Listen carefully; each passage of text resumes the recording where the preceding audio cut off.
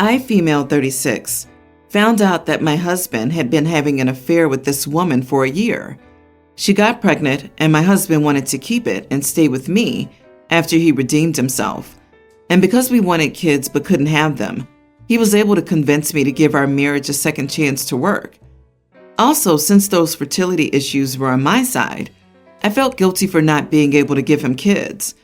It was really hard for me to adjust, but after I became Adam's legal parent, I felt relieved and like we were all a family.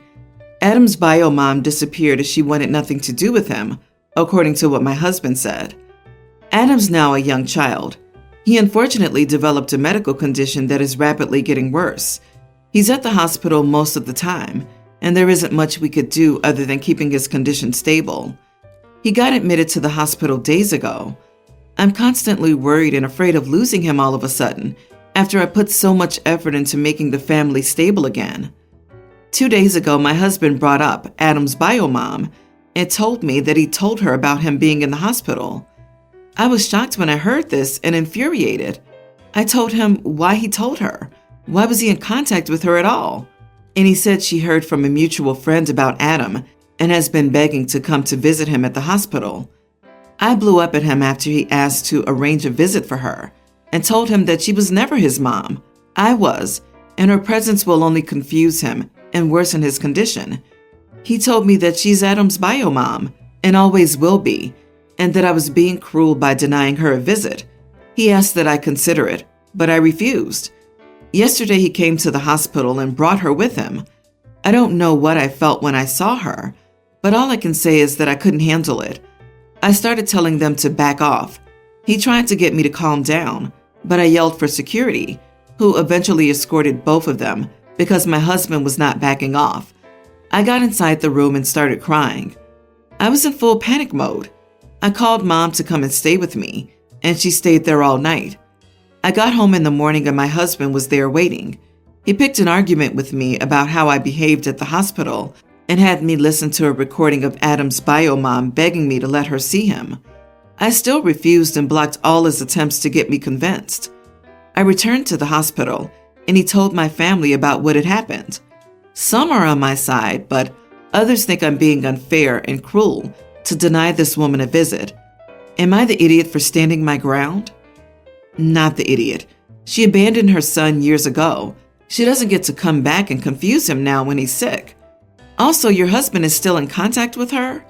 The fact that they spoke on the phone and that he brought her to the hospital was completely disrespectful, considering he had an affair with her. Honestly, at this stage, I would consult a divorce lawyer. I would also bring paperwork to the hospital stating you're his adoptive parent and she signed her rights away and that you want her to be put on the block list. She has no rights over him or to see him. I agree with everything you said, but the more I think about it, the more I get a sinking feeling that maybe, just maybe, the bio mom and Adam have already met, and that's why the dad dismissed OP's concern about confusing him. If the husband and bio mom have continued to be in contact, what if the dad just brought the kid along on one of his visits to introduce them and let them hang out together? It sure would keep bio mom on his hook. I wouldn't even put it past that idiot to swear the kid to secrecy so we could meet with this woman. We already know he's a habitual liar and a cheater. I do wonder about that. Given the husband's behavior, I wonder if bio mom just walked away or if she was coerced. OP's not wrong and only has her son's best interest in mind. But once a lawyer's brought on board, it might be a good thing to have the lawyer reach out to bio mom to confirm details, but only because the hubs clearly cannot be trusted at all. And having a family health history from bio mom could be important. But beyond that, it should 100% be up to OP, who has access to her son, even if it means no access. We assume she abandoned him, but we only have the husband's word on that. And why are we trusting anything he says after all this drama? It wouldn't surprise me if the two of them had some agreement in place so we could keep playing happy families with OP while sneaking around behind her back. This whole situation smells suspicious to me. My son just became a pre-tween. He wanted peanut butter cake, so I got him the peanut butter cake. My nephew, a year older, is severely allergic, So I also got a small generic vanilla cake for him and any other kid who may not want the peanut one. The peanut cake was decorated, had candles, etc., and it was the cake the kids saw and is in the pictures. The vanilla cake was small and garden variety. It was in the kitchen, and I cut it up there and took pieces out for the kids who wanted it, about 5 kids out of 20. Most kids at the party were cousins of my son. My husband and I both come from big families, plus some friends. Adults were also there, mostly my siblings and my husband. When my sister saw the peanut cake, she freaked and yelled at me, saying if her son touched the cake, he could die. I told her that I told the kids it was peanut cake and that I have a vanilla one in the kitchen for my nephew. She freaked out and her husband walked her into the house to calm her down. When she came back, the kids were already eating cake. She asked me, "So you're okay with my son dying so that yours can have a cake?" I told her that's absurd, and I'm not getting into it at a kid's party. After the party, she said I'm an inconsiderate idiot for not considering her kid. He could die if he had just a little cake by accident. So, am I the idiot? You are the idiot. It isn't worth the risk, is it? Indeed, you have observed kids at play before. They touch each other, and then those fingers go into their mouths and noses. This isn't rocket science. You are the idiot for not at least warning your family before the party that peanut butter cake was going to be involved, especially since you know a close family member has a deadly allergy. You played Russian roulette with a birthday cake. It was stupid, and you were wrong. I know people that just smell peanut butter and start reacting.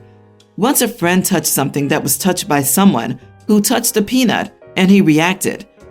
Allergies are no joke, and this should have been mentioned first, so a solution could be made. You are the idiot. You put your nephew in danger. You could have easily told your son to have the peanut butter cake another day. Instead, you trusted younger children to eat the cake and not cross-contaminate.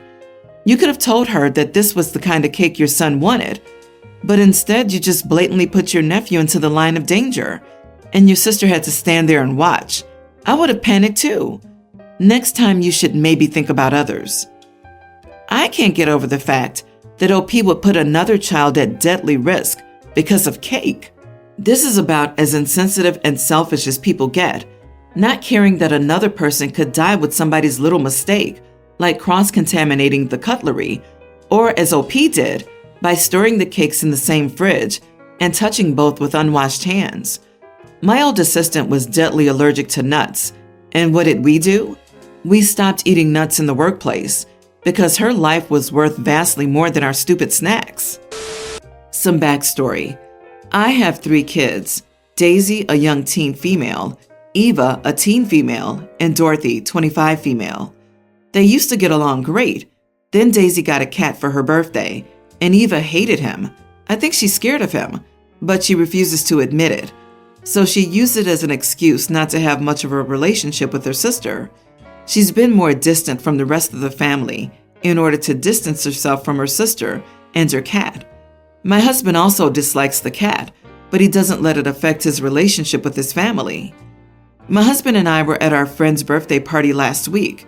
We were supposed to be out late, and Daisy and Eva were home alone. Eva was taking the family dog out, and Daisy's cat was trying to play and was swiping at her feet.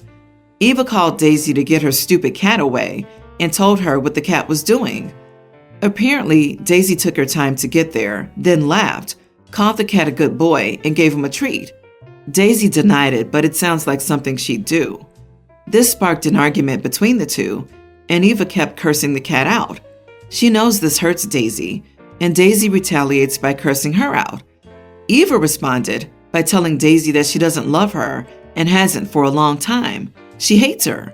She's excited for the day she gets to move out and never speak to her or see her again. This deeply hurt Daisy because family is extremely important to her, and Daisy lives nearby but never asks her to hang out and only speaks to her a couple of times a year, which is already very hard on her. Then to rub salt on the wound, she grabbed a treat, called the cat's name, and threw the treat outside. The cat chased it, and Daisy spent over an hour looking for her cat. Eva called my husband and told him about their argument, and Daisy called me and told me what Eva did with the treat, so we had to leave early. When I got home, I grounded Eva because she escalated the argument by cursing the cat out, then hurt her sister by going on that spiel about how she hates her. But my husband ungrounded her and said that Daisy should be punished for laughing and giving the cat a treat when he was trying to scratch Eva.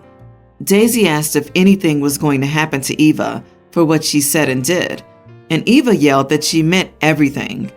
I told Eva that she ruined my weekend and not to speak to me. My husband took her side and has slept on the couch since, and Eva hasn't spoken to Daisy or me since the argument. Last night I found my husband helping Eva pack and get her important documents out of the safe.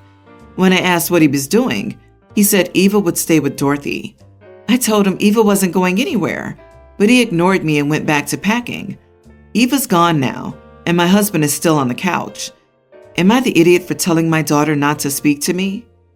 Whoa. You're telling us that the teenage daughters got into a fight, and by the end of the day, your husband aided Eva in packing to go live with her sister, and she left to do so?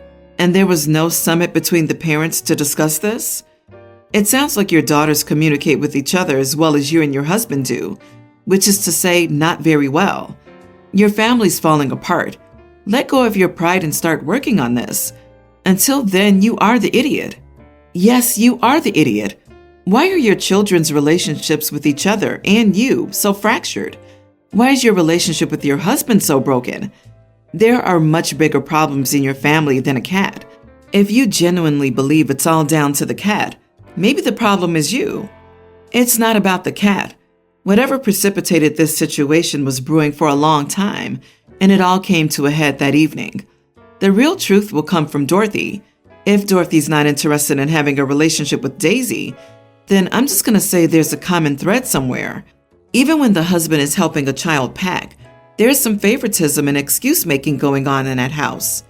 I bet Mom doesn't listen to anybody when it comes to Daisy.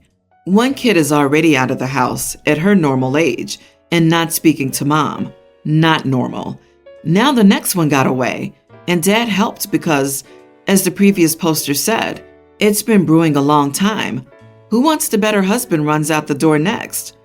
How much do you want to bet the husband is waiting to file for divorce until either the middle daughter turns 18, so there'll be no chance the middle daughter will have to stay with OP, or the youngest daughter can tell the court she wants to live with OP, so he doesn't have to get custody? Seriously, instead of OP rehoming the cat, OP's husband decided it would be better to rehome Eva. There's a lot to unpack here. They need therapy. The worst part about this is that Daisy will eventually grow up, mature, and realize that her siblings hate her, and OP enabled the situation in the first place. For the past year, my sister's been trying to get pregnant, a journey that I fully support. However, she's been kind of obnoxious about it. She's always bringing up how she might be pregnant. No wine for me, I might be pregnant. I can't keep the fast today, I might be pregnant. I miss sushi, but must abstain because I might be pregnant. She's been pregnant and not pregnant for so long that I'm starting to worry she'll give birth to a cat. Last night I told her about an upcoming trip with my boyfriend and some friends. We're going river rafting, which I've never done before and was excited about.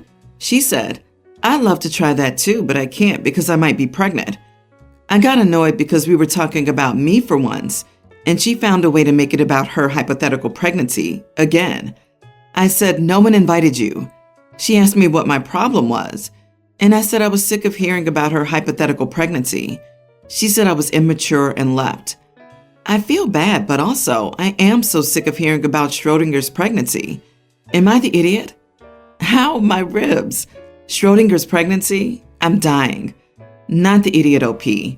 I would go to the Dollar Tree, buy a bunch of pregnancy tests, and every time she said she might be pregnant, hand her a test. Not the idiot, and look out. If she's this crazy now, I can't imagine how attention-starved she'll be if and when she's pregnant. Talk to her maturely about it and see if she can tone it down. Sometimes people get obnoxious over stuff constantly on their mind without being aware of it and can be checked politely by people around them. Oh God, think of the baby shower drama. She will be one of those whose gender reveal party causes property destruction or wildfires. She needs a hobby and to stop trying to make every conversation about her. Going against the grain with "you are the idiot." She is annoying, yes, but it's probably coming from a place of fear and sadness about not getting pregnant quickly. She's trying to speak it into existence and could use some grace right now. Yeah, you don't know what she's going through, and trying to conceive is a very emotionally tumultuous journey, especially when you're young, and for some reason it's just not happening.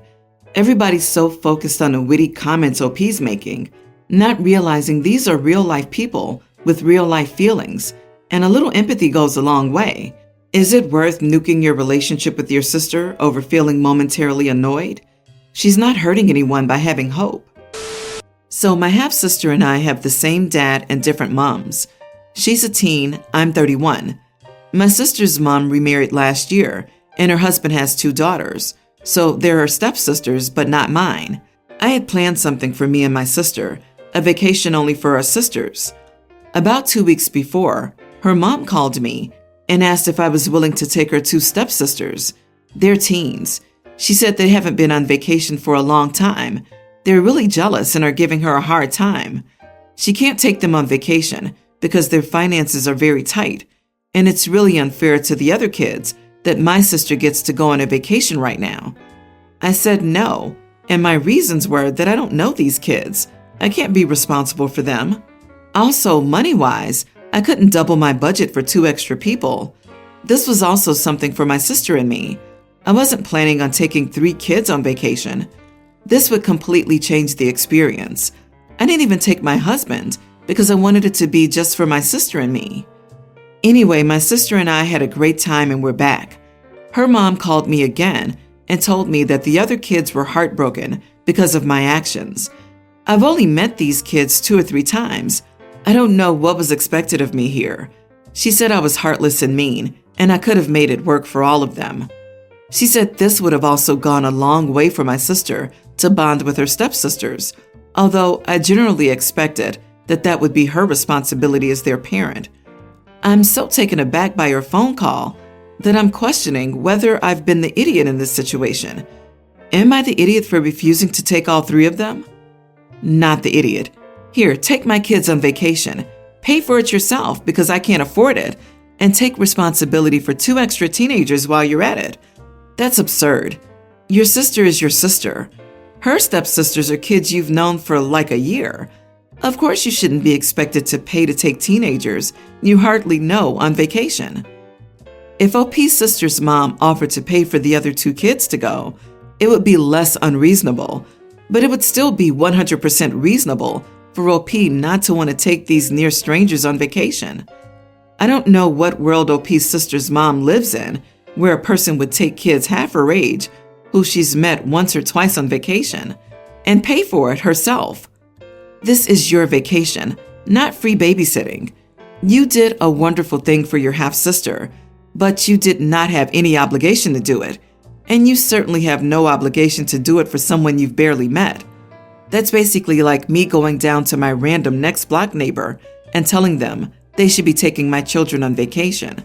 Just wow.